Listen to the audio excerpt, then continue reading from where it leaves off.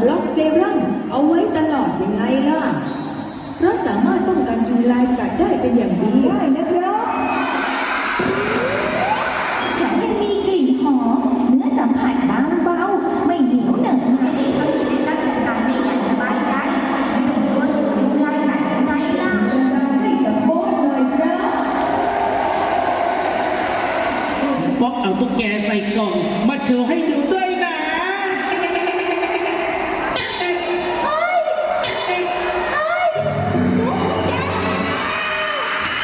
อย่ามาทางนี้นะป๊อกเอาไปที่ไกลเด็ดเลยนะเอาไปเลยนะ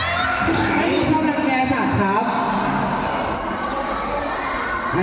พี่ป๊อกชอบคนทรงนี้ทรงนี้